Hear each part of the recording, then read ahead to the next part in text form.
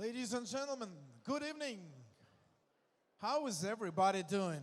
Come on in, come closer, get comfortable. We are ready to start. It is such a great joy and great chance to welcome everybody. Would you please give a round of applause for everybody for the occasion that we have gathered here today. We celebrate 25 years of the Western NIS Enterprise Fund activity in Ukraine and Moldova. And this event is more than an anniversary celebration. It is a day to reflect on the legacy that facilitated the dawn of a new business culture and transformed the lives of millions of people in Ukraine and Moldova.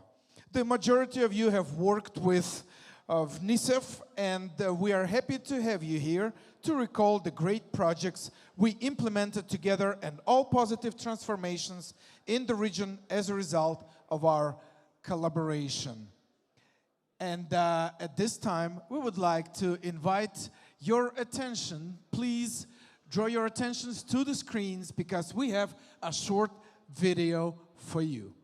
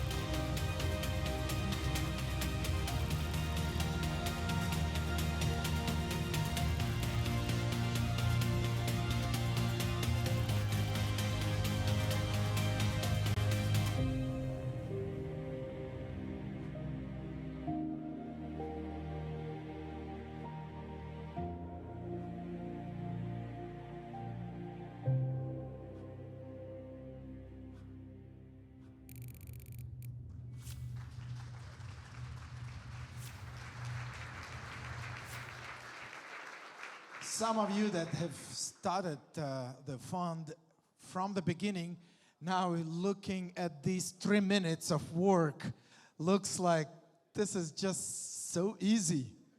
It looks so easy, so many results, it looks great, it's been going and developing in many different directions. So at this time, I would like to invite some of the speakers that have come and are willing and interested and would like to share with you. Since the very beginning, NICEF was managed by independent board of directors, prominent members of the US business community appointed by the President of the United States. And I'm happy to invite the first speaker to open our event. a president and co-owner of Cooperative Housing Resources, a lender and consultant specializing in the development and finance of senior housing cooperatives. He has domestic and international experience in finance, credit, and business development. Our speaker held a variety of positions from credit analyst to president and CEO of the St. Paul Bank for Cooperatives. He was also a member of the board of various cooperatives and corporations in the United States and is a member of the American Agricultural Economics Associations. Guess who that is? Ladies and gentlemen, please welcome the chairman of the board of the Western NIS Enterprise Fund, Mr. Dennis Johnson.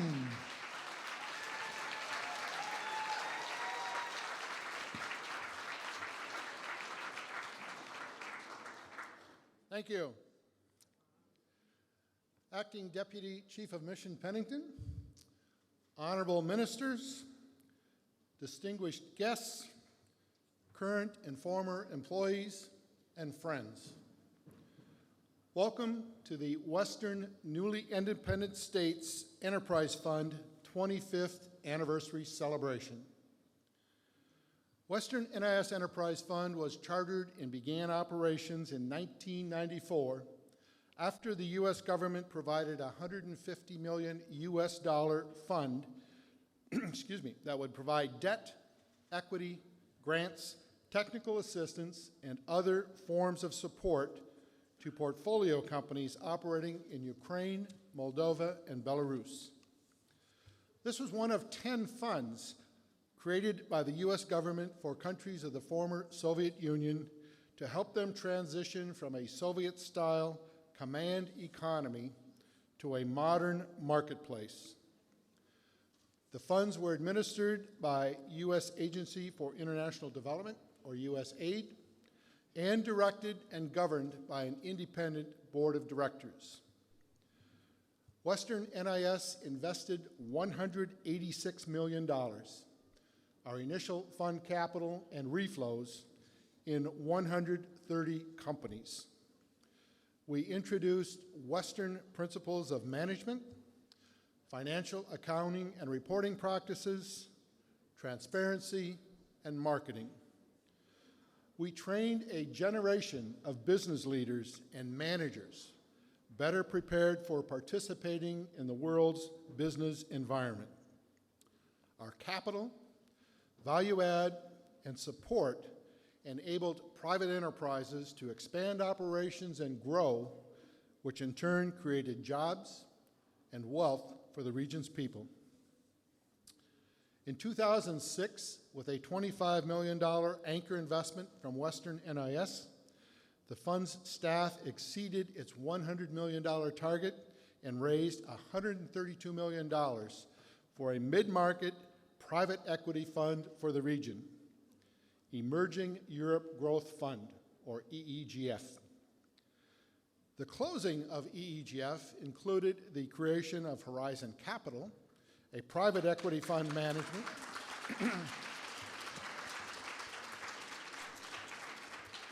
a private equity fund manager, the transfer of the enterprise funds to fund staff to Horizon, and Horizon now managing the fund's investment portfolio. Western NIS then commenced to winding down the business and operations. Horizon went on to raise EEGF 2 in 2008, a $370 million fund, and EEGF 3 in 2018, a $200 million fund. Horizon has now managed an investment portfolio with over $850 million in assets. The fund's business legacy is well known. Western NIS Enterprise Fund's investment activity not only unlocked an estimated $1.85 billion of capital to the region, but also transformed the market and facilitated the dawn of a new business culture in line with best international business practices.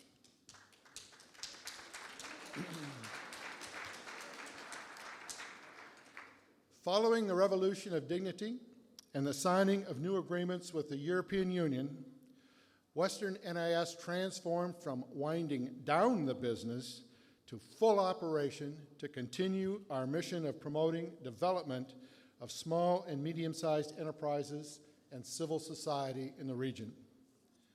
In 2015, with USAID approval, we implemented our legacy programs: economic leadership, export promotion, impact investing, and local economic development.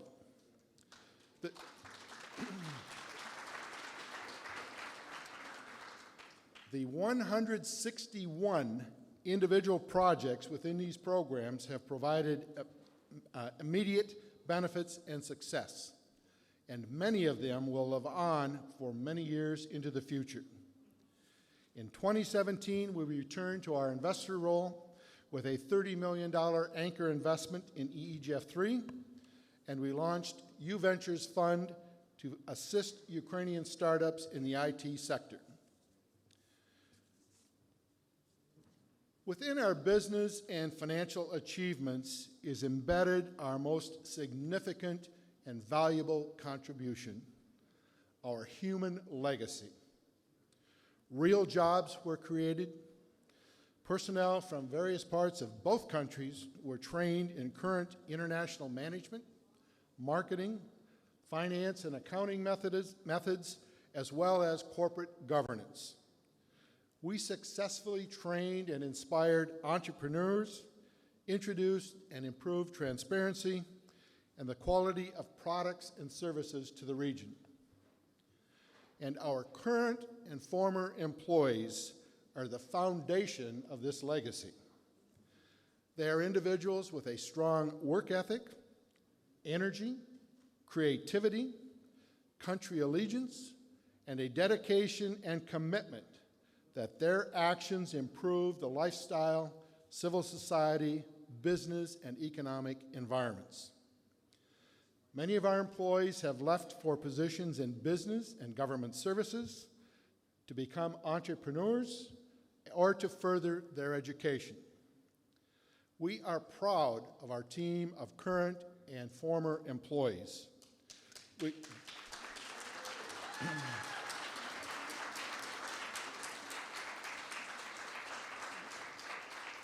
thank them and congratulate them for the contributions they've made and are making today. Needless to say, we're pleased and proud of our many accomplishments and successes in our first 25 years. We're looking forward to continuing our programs to transform and improve the lives of ordinary people in Ukraine and Moldova. Thank you for participating with us in our 25th anniversary celebration. We appreciate your support, our business relationships, and our friendships. Enjoy the evening. Thank you, Mr. Johnson. All these years, we worked closely with the U.S. Embassy to Ukraine and USAID, and are extremely grateful for the guidance and support of our initiatives. So with your support and with your applause, I would like to invite the Acting Deputy Chief of Mission at the U.S. Embassy to Ukraine, Mr. Joseph Pennington.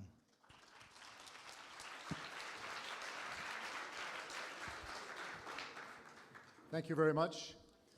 Honorable Ministers, Chairman Johnson, members of the board, ladies and gentlemen. I'm pleased and honored to be with you tonight for the 25th anniversary of the Western NIS Enterprise Fund.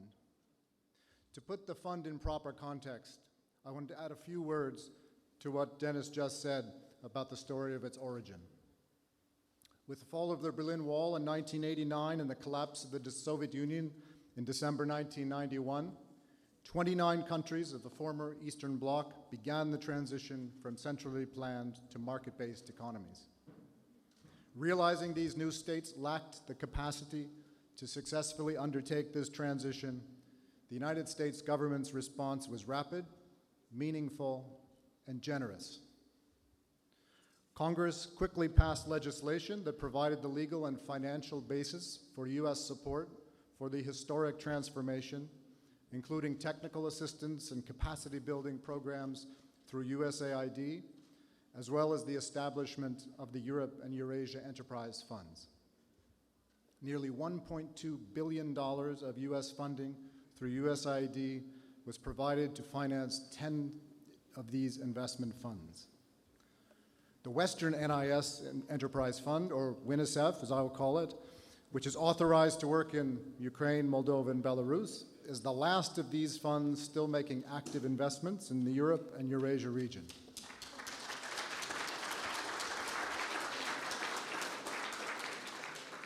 The contribution of WNSF to developing Ukraine's economy over the years is hard to overstate. Since its inception in 1994, WNSF has invested $186 million in 130 companies, employing over 26,000 people in Ukraine and Moldova. It has unlocked an estimated $1.8 billion in capital for Ukrainian and Moldovan companies.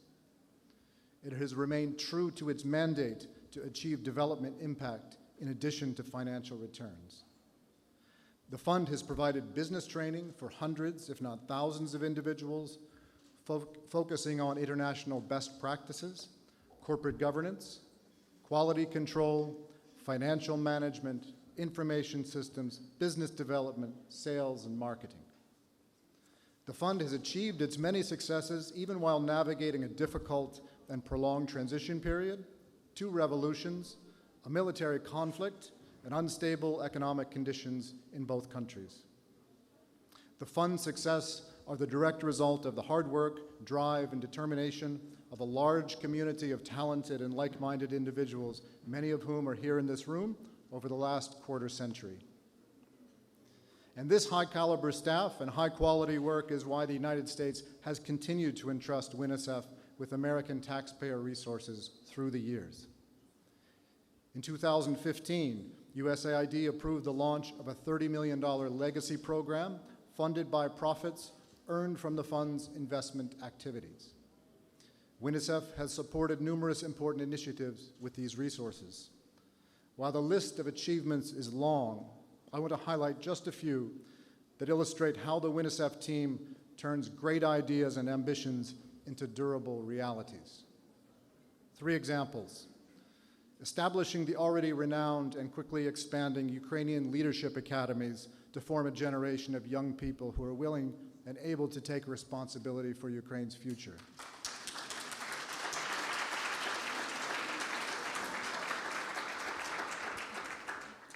We were delighted to see President Zelensky met with some of these students last week in Mariupol, and we understand he came away impressed. Second example, setting up a low-interest lending program for vulnerable groups through a social impact investing program, including in the East for internally displaced persons and veterans, that has provided much-needed access to finance to entrepreneurs seeking to advance social goals.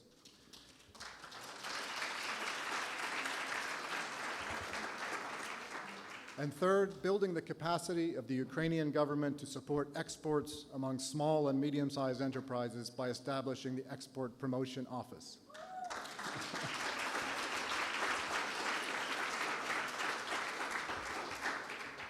In one way or another, all of you gathered here have worked to move Ukraine and Moldova forward to a higher standard of living. This is a night to celebrate your dedication, your patience, your achievements. About a week ago in Mariupol, President Zelensky outlined his vision for a prosperous Ukraine, and the Prime Minister reaffirmed his ambitious goal of achieving 40% growth over the next 5 years. WNSF has played a key role in laying the groundwork to make this ambitious goal possible through its investments in small and medium-sized enterprises, support for Ukrainian government institutions, and its work in developing the future leaders of this country. So this 25th year anniversary is a celebration, but also an opportunity for everyone to voice their opinions, to be heard, and to find ways to continue working together to achieve these goals. Thank you very much and enjoy the evening. Thank you, Mr. Pennington. Over the years, UNICEF has had many employees. Each of them has made a significant impact not only on the fund, but on the entire region, providing their knowledge and expertise. Our alumni are well known both in business and public sector. We are happy to have here many UNICEF alumni. We are grateful to each and every one of you and pleased to welcome our next speaker. As a Minister of Finance of Ukraine, she is responsible for reforming the public finance management system and is known as the co-author of a successful macroeconomic stabilization program in Ukraine. It is under her initiative, a single open public finance portal, e-data, and Ukraine's investment promotion office, Ukraine Invest, were launched. Great progress has been achieved in the public debt management during this period of time. Ladies and gentlemen, please welcome the Minister of Finance of Ukraine and UNICEF alumna, Mrs. Oksana Markarova.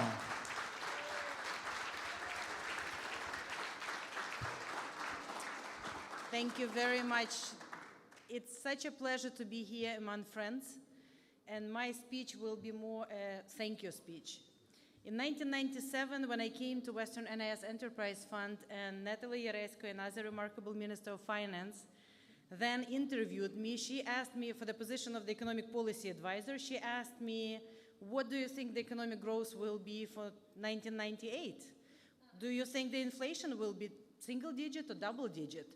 What do you think, Ukraine will do with the debt? Is it a problem or not? Then in 1997, I could not imagine that these questions we will ask each other when we would come in 2014, when the country needed a new team to stabilize Ukraine, and the dream then was how to reach the macroeconomic stability. Western NIS Enterprise Fund, since creation, has been a pioneer in private equity in Ukraine. In 1994, not a lot of Western companies or international companies have been in the markets. And Western NIS has been the first and remains one of the best since now. 185 million into 129 companies.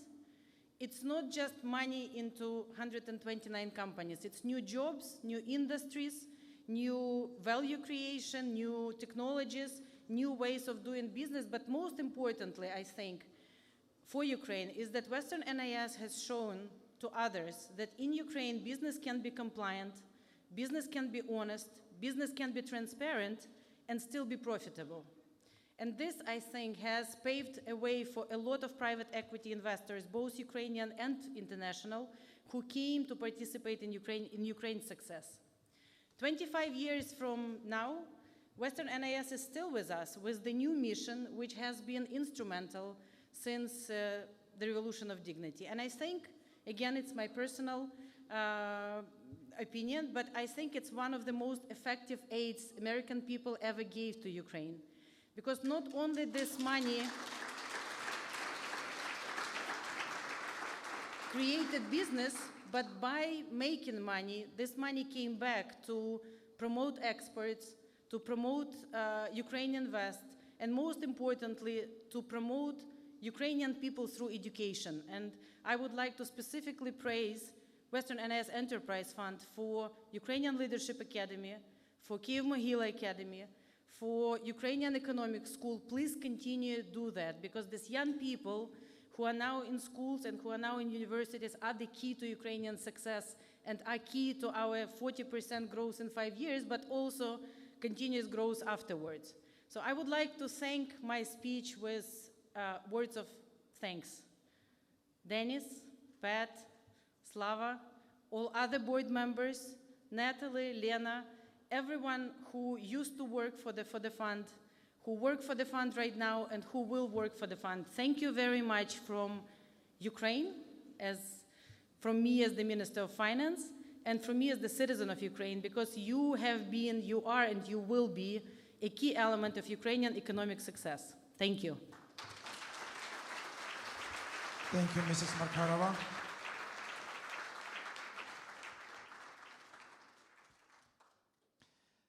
The success of each organization strongly depends on the professionalism of its management team. During its 25 years tenure, UNICEF was lucky to have the most skillful and driven professionals on board. And we're happy to have them with us tonight. Our next speaker is Executive Director of the Financial Oversight and Management Board for Puerto Rico and a chairperson at the Aspen Institute, Kyiv. She has enjoyed a distinguished international career in public service and private industry. As Ukraine's finance minister 2014 and 16, she served at a particularly critical moment when the post-revolutionary state was rocked by deep recession and war on part of its territory. It was her who led the successful negotiation of the largest IMF program in Ukraine's history, as well as a complex debt restructuring. Her government's success in restoring macroeconomic stability enabled the creation of a broad international financial coalition to support Ukraine's transition.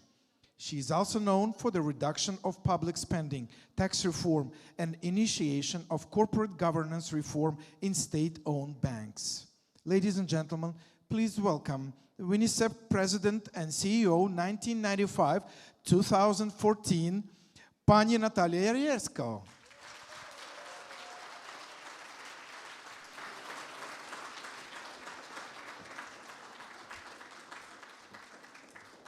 Dobry wieczór. And buenos noches. So it is my great honor to be here this evening to celebrate the 25th anniversary of Western NIS Enterprise Fund. I think all of you are fully aware, and you've heard about it this evening if you weren't aware, of the incredible support that this fund has provided to Ukraine since the Revolution of Dignity, led by Yaroslava Johnson, and Dennis Johnson as chairman. But I want to take you back 25 full years ago. I'm proud to have been one of the first, if not the first, local hire of the Western NIS Board of Directors when I was chosen to be country manager in Ukraine in 1995. I have to tell you that I was serving as the economic section chief at the US Embassy in Kyiv at the time, had been serving for 3 years, and had felt that at that point, and please don't be disappointed, our two governments, the US and the Ukrainian government, were all saying the same thing, and they were all nodding their heads, and nothing was happening. They said privatization, we said, yeah. We said liberalization, yes. Everything was yes, and nothing was happening. And I felt that my career and my ability to serve Ukraine was limited in diplomacy at that time. And so the first chairman of the board, Glenn Hutchins, who's not able to be here this evening, was here doing a site visit of his new empire. And as I was taking him to the airport as his control officer, I ran up at a red light to his car, knocked on his window, handed him my resume, and said, I want to do this. I left public service, despite my great commitment to public service, because I believe so strongly in the mission of Western NIS and the need for just such an organization at that particular time in Ukraine's and the region's history. What was that mission, and why was it so important? Our mission was to support small and medium-sized businesses with the investment of capital, small businesses with small business loans before any bank was willing to ever lend to them. We provided training, we delivered best practices, and we attracted third-party capital to companies that would have never seen another investor. We needed to take that $150 million of US taxpayer money provided by USAID and support the creation of competitive, profitable companies that would create jobs, that would serve as good corporate citizens in their communities in transitioning economies that were not doing well in 1995 in Ukraine, Moldova, and Belarus. And we needed to serve as an inspiration to private sector investors, despite all of that, so they would replicate this example over and over again. This was not just a mission statement on paper. For me, making this happen was critical to the successful transformation of Ukraine and Moldova into democratic, free market economies. I was, and I am today, committed to the concept that a democracy can only flourish in this region if supported by a strong middle class. And I believe that a strong middle class is only possible if we build it upon strong small and medium-sized businesses, providing jobs and competing to deliver the goods and services that that same middle class requires. This sounds normal to you today. It sounds like nothing today. Dozens of investment firms, including the very heroic Horizon Capital, have provided hundreds of millions of dollars by now into exciting companies. But again, think back to 1994, 1995 in Ukraine. So many of you here tonight, as I look around, may not have been born. But let me tell you a story like your grandparents and your parents would. Let me refresh your historical memory. Because we're enjoying cosmopolitan Kiev that has everything today. There is nothing that Kiev does not have. But it wasn't always like this, I assure you. We were suffering from tremendous economic decline and deprivation. The people of Ukraine, Moldova, Belarus could not get a leg up after the decline and the fall of the Soviet Union. Enormous state-owned companies were collapsing alongside the Soviet Union itself. Unemployment was almost 15%. The currency, and I have some still, coupons, struggled through years of, and yes, you're going to hear this right, 10,000% inflation in 1993, 10,000% inflation, and 400% in 1994. There were few private restaurants in Kiev. Now we have a culture of nouvelle cuisine. There were no gasoline stations. Think about this for a moment. There were no gasoline stations, or maybe I should say, there were gasoline stations, but there was no gasoline. And we traveled from company to company with canisters of gasoline in the back of our cars, roving potential explosions.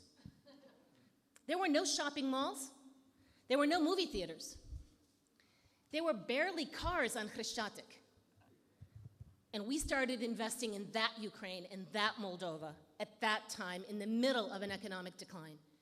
And this was the beginning of the transition from communism to markets. But the financial sectors were not designed, were not equipped to perform. They weren't ready for what was required in a market economy. Individuals' use of banks was limited. Massive devaluation and inflation were destroying anyone's confidence in holding a coupon. I myself carried bags of it and spent it as quickly as I could, because tomorrow it would be worth less. There were no functioning stock exchanges. There was nothing here that could promote a modern, well-functioning, market-oriented financial sector with new products or services. In sum, these countries began their transition to a market economy with no private financial sector, with a completely dysfunctional banking system and a legal regulatory framework, and no financial sector personnel trained in market practices. So we had massive work ahead of us.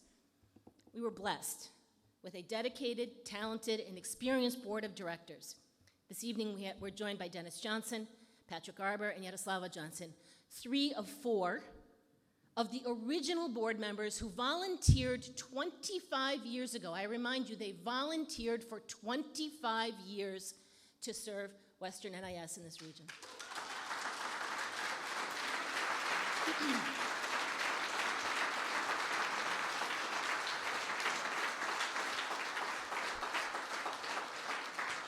And with that board, we proceeded to develop an investment philosophy that focused on small and medium-sized businesses that could compete on cost, quality, distribution, marketing, service.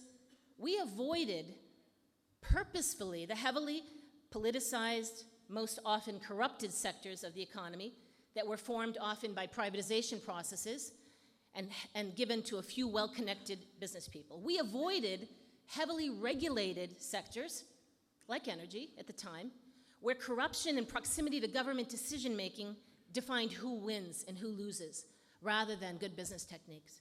We understood there was sufficient business risk in working with new managers, new entrepreneurs who had no previous experience, no credit history, no experience with corporate governance, no history of transparent business processes, no audits. They had nothing but a desire to build a business. And we understood that capital alone, which is what we brought, capital, would not be enough to create competitive companies in this environment. And so we provided massive training that you've heard about several times this evening. We trained hundreds and hundreds in accounting, finance, marketing, management, sales, distribution. But we also benefited by bringing in retired volunteer executives. Some of them were from some organization called the International Executive Service Corps, IESC. And they brought global experience to our efforts, and they mentored our partners, something that was critical to our CEOs. I've stayed in touch with many over the years, and I remember fondly road trips across the country, visiting brick companies and window manufacturers. I learned more about making bricks than I ever could have imagined or wanted to learn.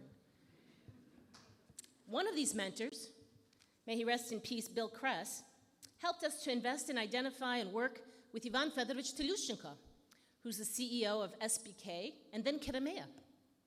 And that brings us to the next part of our success. Ivan Fedorovich, Oleg Baban of GCC, Jakub Tichman of Vitanta, Volodymyr Avramenko of AVK, and I'm sorry, I can't mention all of our CEOs, our partners, our managers, our entrepreneurs, but it is you who were our partners, you who were at the center of the success of each of these firms. Capital was critical in a capital-starved environment. Training was important in a transitional economy with no experience. Mentors were valuable to provide insights and guidance. But our partners, they were the absolute keys to success. And I say this because, again, you won't remember, but there was a time when no one could translate the word equity in Ukrainian. People thought it was all a loan. How much do I pay you back? But these role models, these CEOs at that time, they took a chance to build transparent, lawful, well-governed businesses. They trusted in themselves. They trusted in Western NIS. And I thank them. I don't know if any of them are here this evening. But I thank them for their trust, for their vision, for their leadership, and I thank them for their partnership. We looked and we ended up manufacturing and selling the best bricks, the best windows, the best confectionery, the best ice cream, the best sunflower oil, agricultural products, banking services, cheese, automotive wire harnesses, and more. And we helped to create brands that are now household words for many of you. In my home, when my daughter was about yay high, she'd walk up to an ice cream truck and she would say, "Чи ви маєте троянду? Do you have Trianda?" And if they said no, that 6-year-old walked on to the next truck because she knew we only supported our own.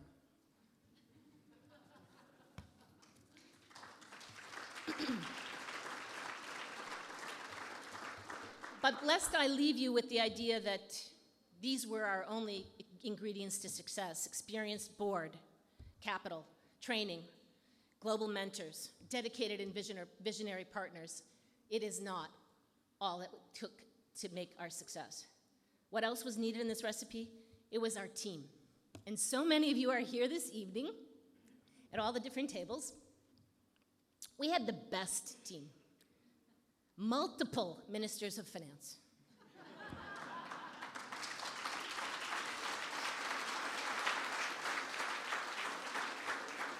Our team then, our team today, was dedicated to building these economies and bringing best practices and success to each portfolio company, to each town, to each community where they were located. And our team, investment directors, analysts, associates, our legal counsel, Dima, somewhere here, our support staff, our drivers, some who are no longer with us, may Valentin rest in peace. I'm unable to mention each and every one of you because there were so many, and I'm so glad you're here tonight. Each of you contributed to our success. Each of you are contributing to this success on long days, weekends, holidays, each and every day, dedicated to this mission that you worked, this vision, this success. And we could not be here today without your service over the last 25 years. So what defines our success? It's not my opinion. It's not our board's opinion. We had successful companies that became profitable, that created jobs, that built brands, that entered new markets, that attracted additional investments.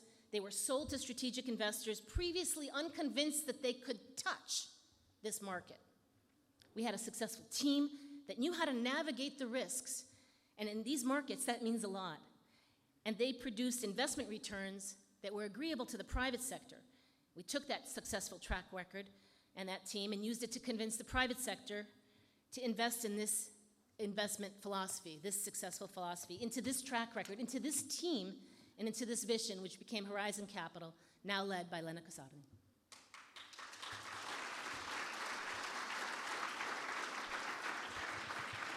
I know you all want a drink. I'm almost done, but I flew all the way from Puerto Rico, so I'm going to have two more paragraphs, and I promise you we'll drink. I was there for 20 of the 25 years. So we went from GDP in Ukraine of $52 billion in 1994 to GDP of $131 billion in 2017. We had 2 different currencies during this time. We had promised reforms. We had a half dozen currency devaluations that were painful. We had failed reforms. We had failed banks. We had 2 revolutions. We had successful reforms. We had growth. We now have competitiveness. We have efficiency. And we have a new generation of leaders, some of you in this audience, committed to building a democracy with a strong middle class and well-performing markets. The U.S. taxpayers' $150 million in investment into the enterprise fund resulted in not only businesses and business people, it mentored hundreds of people who've gone into business and government and NGOs, and it jump-started Horizon Capital's $700 million of private funds.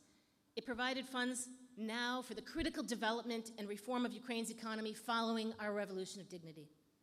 So for all of this, I thank you for coming together tonight to celebrate this mission, this vision, this team, these partners, and this success. Slava Ukraini. Героям слава.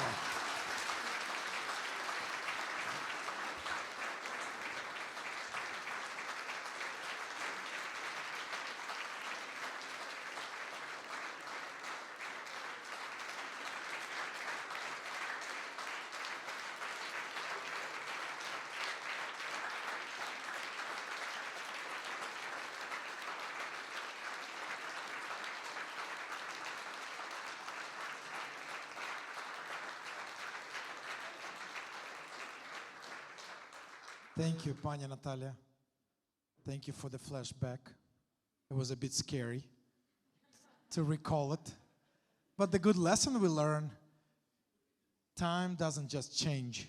The people change the time. So because of that, we have what we have. And now we can tell all these fairy tales to our children about how scary it was, how big the bags were of the coupons. UNICEF would not build its legacy if not for the great leaders who led the fund during the most critical period of Ukraine and Moldova's development. The leaders whose main goal always been to transform the lives of ordinary people. One of the fund's brightest leaders is Yaroslava Johnson, who has been with UNICEF from the very beginning as an ex officio board member and is currently UNICEF's president and CEO. I'm sorry, I have a lot of text. Thank you. Having lived in the USA most of her life, Ms. Johnson returned to Ukraine 26 years ago in order to strengthen its economy and bring up a new generation of leaders. At the helm of the organization, Yaroslava Johnson has led UNICEF to support some of the most noteworthy projects, which are now internationally recognized for their success. Not yet. Ms. Johnson was managing partner of an international law office in Kyiv, Ukraine, which she launched in the early 1990s. Over the course of more than 2 decades of international corporate legal work, Ms. Johnson advised many Fortune 500 companies and other Western multinationals on cross-border transactions with Ukraine and was in the forefront of the first investment deals in Ukraine. Ladies and gentlemen, please welcome Ms. Yaroslava Johnson on stage.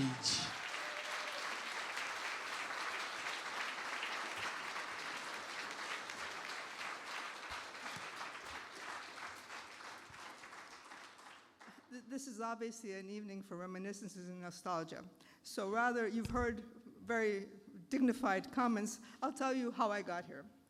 One of my favorite English language words describes much of my relationship with the Western NIS Enterprise Fund. It is a word that does not have a Latin or Greek root. It was discovered or written first in the mid-1700s by a British nobleman who was writing a story based on a Persian fairy tale. The word is serendipity, and it means unexpected good fortune. Let me explain. One June day, 1994, I'm sitting in my Chicago office working on an SPA on a Ukrainian acquisition when my assistant runs in and shouts, "The White House is calling." I don't know why the White House is calling me, but I take the call. And on the other end of the line is a male voice, and he identifies himself as with the White House Personnel Office. And he says that an Illinois congressman has submitted my name for consideration and appointment by the president to something called an enterprise fund for Ukraine, Belarus, and Moldova. I hadn't a clue what that was, but, and he said it was going to be funded by the US government. That sounded good. So I said, look, I'm flattered that you're interested and that I'm being considered, but you need to give me some more information. So an hour later, I get a ream of paper by fax. This was, of course, pre-internet, so you had that funny paper, lots of it. And in that package was the enabling legislation plus a memorandum that identified how the enterprise fund was to work. I reviewed the materials, I discussed it with my partnership, and they had no objection. So in a few days, I confirmed my interest. That was serendipity.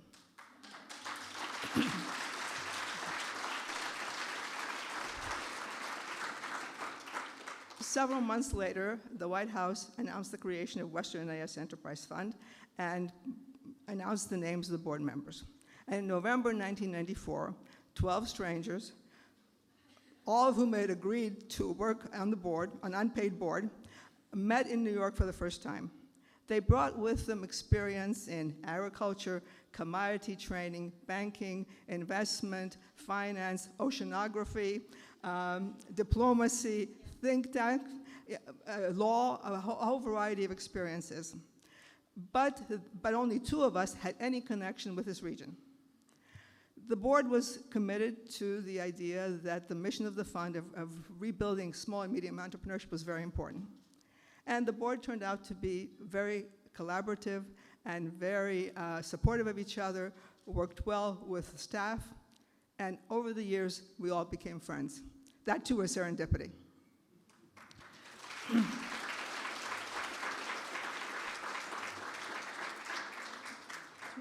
20 years later, my husband and I are sitting at O'Hare International Airport ready to go to Dubai when I get a call from our chairman, Dennis Johnson. Again, it's an unexpected call. And Dennis, after a few minutes of pleasantries, says, with Natalie Oresko's advancement to Minister of Finance of Ukraine, the fund will need a new president and CEO to run its legacy program. Would you be interested? I didn't know what to say. I was surprised. But I did mention that I had just moved back to Ukraine. After 20-some years, I packed up all my belongings, closed my office, and moved back to Chicago. I was a Chicago resident now, not a Kiev resident. But I had begged for some time to consider. So my husband and I huddled, waiting for the flight. And by the time the doors in the plane closed, I confirmed my interest.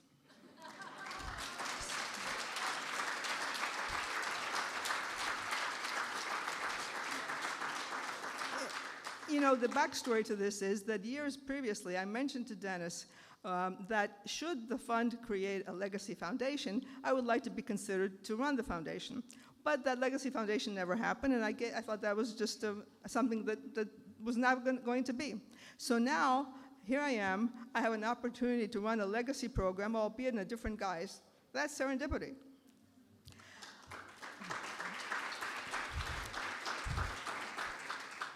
I come to Ukraine a month later, in January, and to the fund's offices, and I have another unexpected good fortune, because Natalie Oresko, before she was tapped to become Minister of Finance, had started to rebuild the fund's staff. As you heard, the fund had given up all of its staff to Horizon Capital in 2006. And Natalie had hired 2 excellent program managers, so she eased my burden. My first weeks at the fund, I finalized a technical assistance agreement with the Ukrainian government and reviewed hundreds of resumes and interviewed many people. And by the end of summer, we had a complete staff. But as you know, hiring people has an iffy component to it. You don't know how the people will get together. And I wasn't sure how this team would work. But again, my apprehension was misplaced, because when I saw and started to work with the legacy program managers, they made a phenomenal team. They were and are not only committed to the legacy program in its entirety, and not just to their particular section. They support each other, they encourage each other's projects, they find alternative opportunities, they speak freely, and they work closely together. I must say I am very pleased and profoundly enjoy the opportunity of working with them over the years. Now, in our 4 years since we started the legacy program in 2015, we have handled 161 projects all over Ukraine. And those projects have been successful. And I'm very proud of what we accomplished, and we accomplished it with this very strong team. And I look forward to the next 25 years, or maybe I won't be here, but they definitely will be here, and they will carry the legacy mission forward. So thank you very much. And now I'd like to introduce the team to you, okay? We have, our legacy program was always light on management.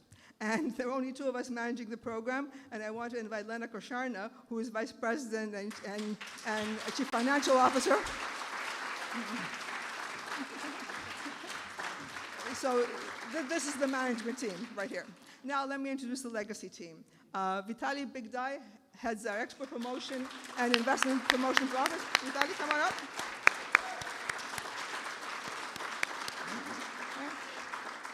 Vasil Nazaruk, who is our impact investment, Mr. Social Entrepreneurs.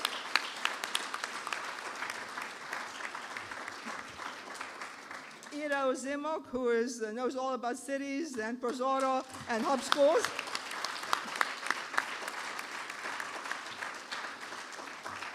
Roman Tichkivsky, who heads our economic leadership program and is the head of Leadership Academy. Anton Vashchuk, who heads our scholarship programs and helps with fundraising for Leadership Academy. Andrei Sorokhan, who is not only our youth entrepreneurship chief, but now our team lead in the U Ventures, our private equity fund. So this is our team. Now, of course, this team couldn't do the work itself, so we have a support staff that's stellar as well. And let me introduce them to you. We have Mila Marketan, who's our coordinator, communications coordinator.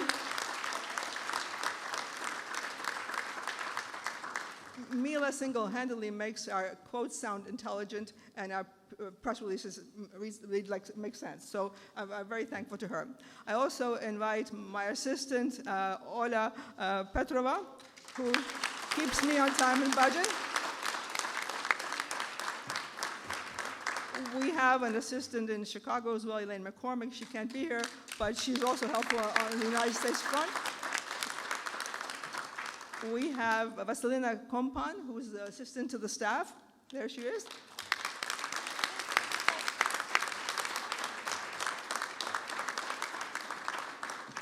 There's Oleksiy Kokorev, is our assistant administrator, and he actually keeps all of our computers and whatever technology we have running. Very important.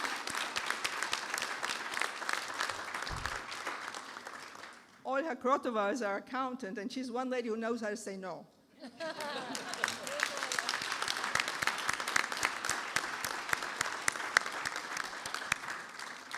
And most of you came here through traffic. You know how hard it is to drive in the city. And we have two drivers who know how to wend their way through the worst traffic jams and get us everywhere on time. And that's the Sin Mikolenko and the Roman Dubovi. I don't know where they are. Yeah, okay.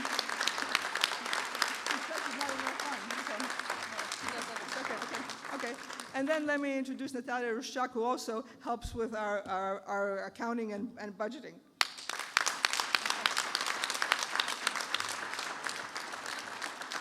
So this is the team that worked on 161 projects, and we are looking forward to doing 161 more. Thank you. Thank you. Now, ladies and gentlemen, can I have your attention for a few seconds? Because this would be a time for all the people, all the alumni, all the staff to have a group photo. So I would like to invite all those that have been part of the Western NIS Enterprise Fund since the beginning to come, please. Some of you may come on stage. Some of you, please, everybody who has been part. And then, yes, please. Please, some of the gentlemen could stand behind. Some of the gentlemen could stand behind. Yes, you're taller, so please. That would be a great picture.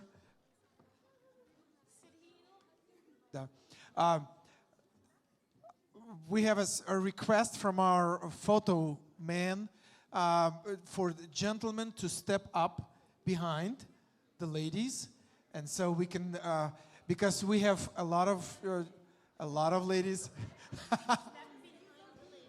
Yes.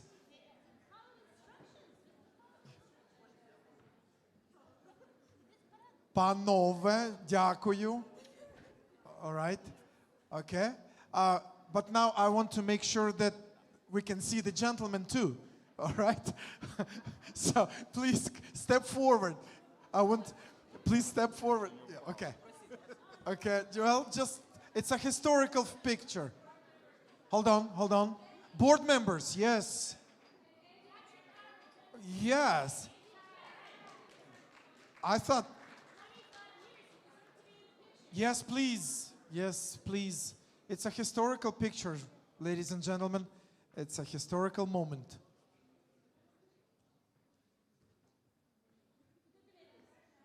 Okay. One of them. Okay, so yeah, they will show you their hand who is taking pictures. Okay, so all right. This is a camera, so a video, just in case. Some more pictures. Telephones, everybody's taking pictures. Героям слава. All right. Well, ladies and gentlemen, I guess I take my liberty to announce that we get into a fellowship regime right now, and so enjoy the food, enjoy the fellowship, enjoy the drinks, and enjoy the rest of the night. Congratulations!